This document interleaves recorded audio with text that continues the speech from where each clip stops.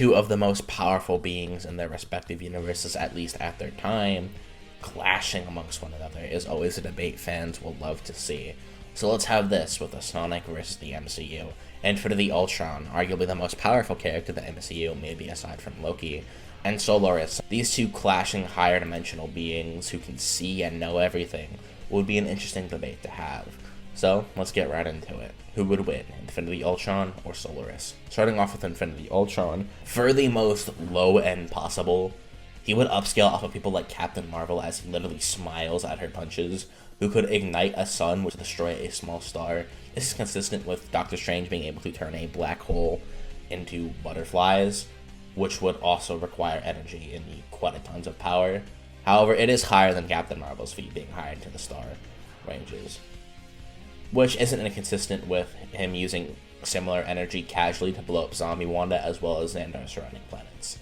However, obviously, we know that Infinity Ultron's power is much higher, as he says himself. I can destroy galaxies with the thought. Why won't you die? Both times he destroys the galaxy actually get him into the ZFO ranges of power, meaning he can produce enough energy to destroy entire galaxies, even multiple of them when he literally takes a bite out of it. But this is baby stuff for Ultron. We know he's simply much higher than any finite number ZFO or otherwise would calculate him at. Not only is Ultron considered the greatest threat to the multiverse and outside of the boundaries of said multiverse, with the Watcher not being able to fathom what he would do if he was unleashed on the multiverse. As it's implied, he would just destroy the multiverse in its entirety along with every single universe in said multiverse. This would be consistent with 6-stone Thanos being able to tear down the universe to its last atom before he rebuilt it, which he would actually do, as it's just directly stated he wasn't bluffing and he was actually going to do this, which there's several statements that the universes within these multiverses are infinite, and each possibility stemming out into infinite possibilities and infinite timelines. Some of these universes would actually contain things such as Dormammu's realm, which we know is a thing that is constant throughout even other worlds as we see in What If. So it is likely that these realms just exist within the universe regardless, with this realm either being a 4D or 5D construct due to the fact this realm is just outside of time and unbound of it. This would likely make the MCU cosmology just multi-plus to low complex multi possibly.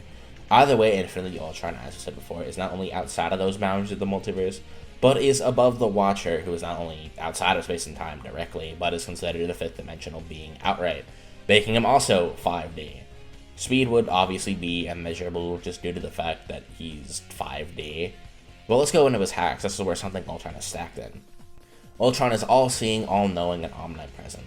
He has seen it all. He also has the hacks of the Infinity Stone, which would not only see him use, but he would upscale off of other uses of the stones. So let's go stone by stone. The Power Stone is the most simple. It gives a physical increase to the user and can empower them. They can power their strikes, shoot beams of energy, or just omnidirectional attacks, even being able to atomize the opponent. Next, the Reality Stone, which, as the name implies, allows the user to, manipulate reality. We see Thanos use it to do everything from create illusions to turn people into who knows what, from turning weapons, such as guns, into bubbles, from turning rebels to bats to negate Iron Man's missiles, or simply absorb it. Ultron used the stone to create his army, and with his mere punches, he was able to tear apart and rewrite the fabric of reality.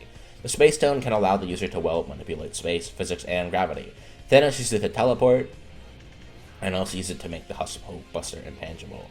You can use it for attacks as well as just to BFR someone, as well as use it as shields.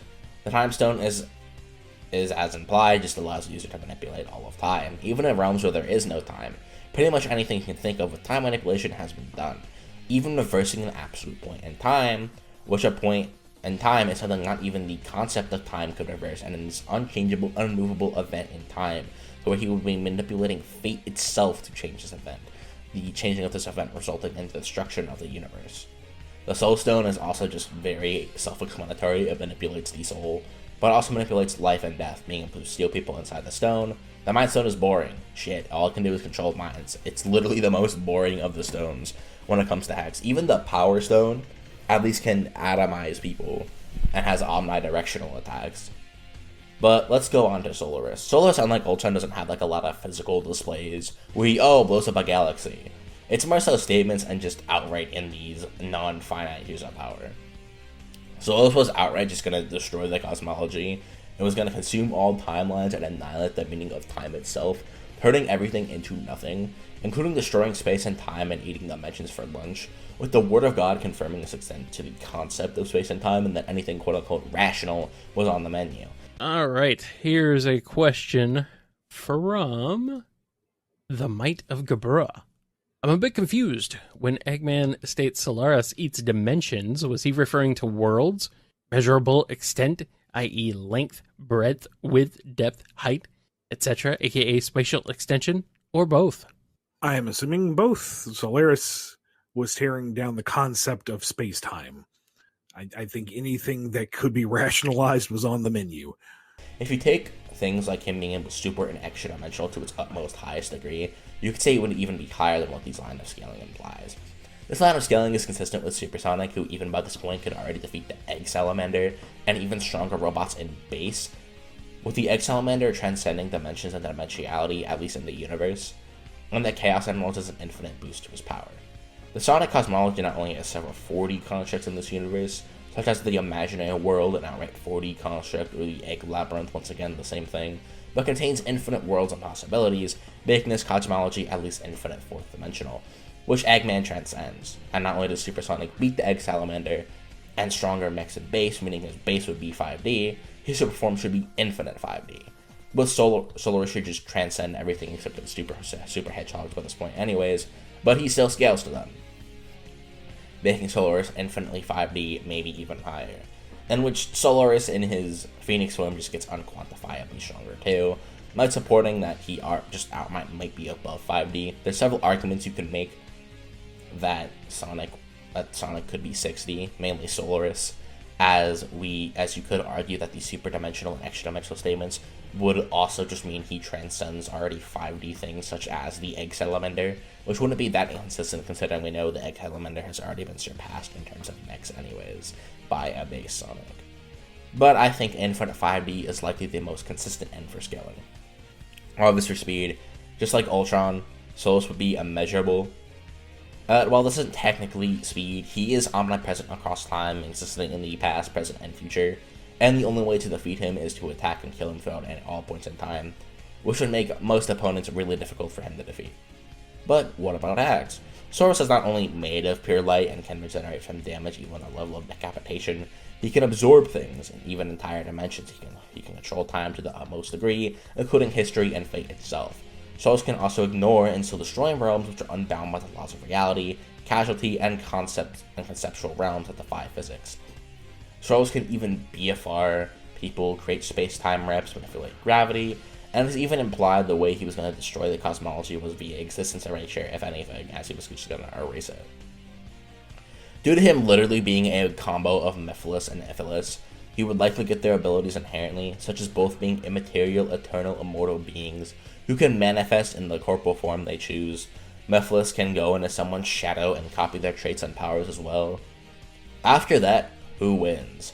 Solaris definitely has higher ends. While at best Infinity Ultron is likely only baseline 5D, Solaris should at least be infinite 5D, which means Solaris is simply just stronger. But what about hacks? Shockingly, the omnipresence Solaris has wouldn't really play that big of a factor in this fight.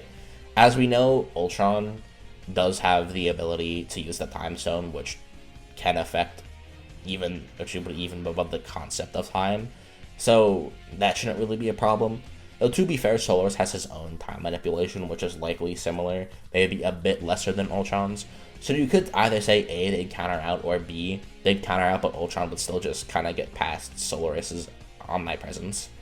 But other than that, we know that most of their hacks would counteract each other. As not only do we, excluding even the Time Stone argument that you can use for Infinity Ultron, both are omnipresent, and both can manipulate time, fate, space, have several forms of intangibility, both can regenerate from even fatal wounds.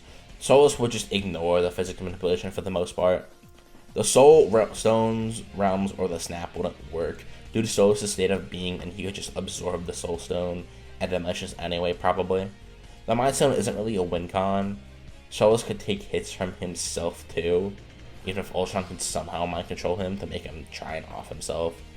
While Solaris is intangible to make Ultron's a lot of physical attacks useless, aka the win con of him atomizing him with the Power Stone, the Space Stone could get around those. But each of these characters actually does have a win con that the other can't counter, and that would be more useful. The Reality Stone and Solaris' Existence Erasure.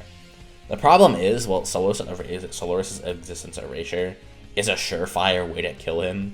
The Reality Stone's effects have never been shown to permanently kill or off anyone. Sure, he can use it to create an army, but that's not a win con. Sure, he can use it to turn people into bricks, but once he leaves, or once it's deactivated, they turn back to normal. It's temporary. We see this continuously. While you can maybe argue that Infinity Ultron is likely more skilled and can maybe make it permanent to permanently just incapacitate Solaris, I think Existence Erasure is a more surefire means of victory than reality manipulation either way, considering we don't know if Ultron would just use the reality manipulation to the same degree as Thanos either way, as we never see him use it as a win con against the character, unlike Thanos. While Solaris was literally just gonna erase everything. So we know Solaris is not that against using Existence Erasure in the middle of a fight. Either way, I'd likely go with Solaris. Not only does he just simply outscale, he likely out-haxes, and most of their hacks counteract each other anyways. So that's it. I hope you enjoyed this video. Like, subscribe, and share. Peace.